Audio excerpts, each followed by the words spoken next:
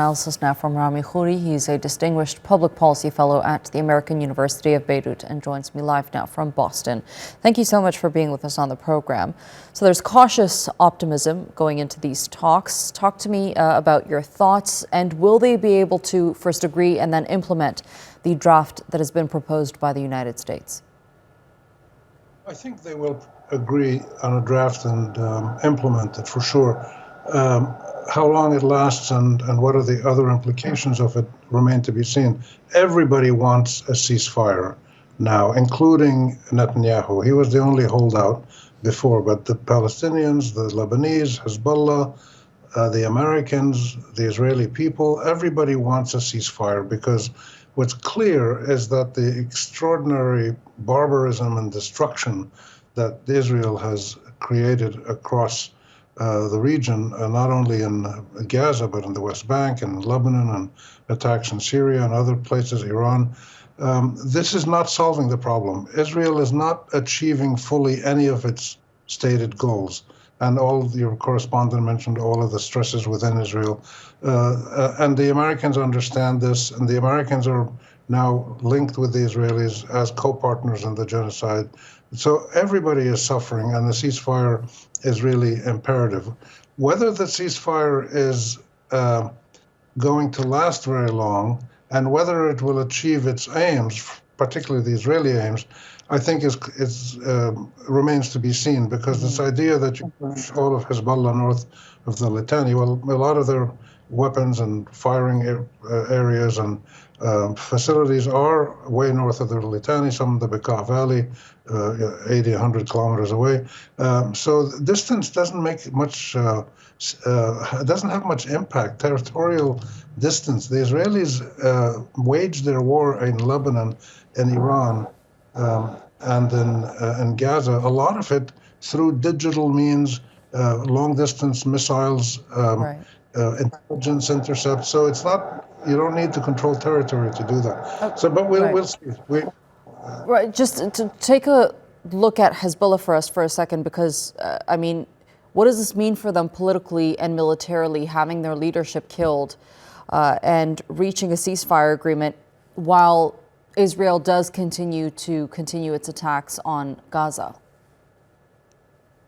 Well, this is a problem for them, because they entered this engagement, these attacks against Israel and Israeli attacks against them because of Hamas, and they wanted, and Gaza. The Hezbollah said it was doing this to support Hamas and to put pressure on Israel so that Israel reaches a ceasefire agreement in Gaza. But this is an understandable situation, because the damage done to Hezbollah and to all of Lebanon has been so massive that it had to make some kind of concession to stop the destruction of Lebanon. Also, immense political stress is being put on Hezbollah within Lebanon. More and more Lebanese people are saying this can't happen every 10, 15 years, that Hezbollah and Israel have a war and Israel destroys Lebanon. And Israel has destroyed much more in Lebanon now than it did in 2006. I was in Lebanon for that war. They hit the bridges, they hit power stations, but they didn't massively destroy whole regions like they did in the south of Lebanon. Mm-hmm. So this is a problem, but this is part of how warfare works. In return, Hezbollah is going to say, look, we didn't surrender, we didn't stop, they killed a lot of our leaders, we were still able to maintain our attacks. And just today and yesterday, there was about 200-300 missiles and drones fired at Israel, including at Tel Aviv. Mm-hmm. And that's one of the reasons I think the Israelis moved very quickly now to get the ceasefire, because when rockets were landing in Tel Aviv, this creates a huge problem for them too.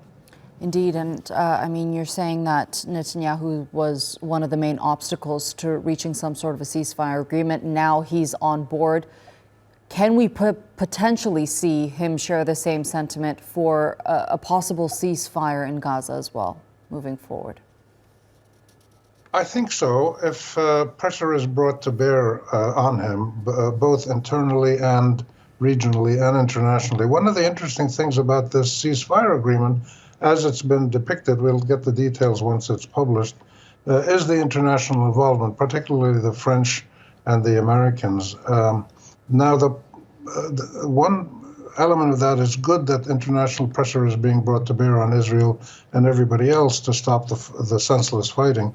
But the other side of that is that the U.S. and France seem to be accepting a ceasefire arrangement that allows Israel to maintain its free will in fighting in Lebanon anytime it wants, to attack anybody it suspects of planning something in Lebanon against Israel. So this isn't really a ceasefire. This is a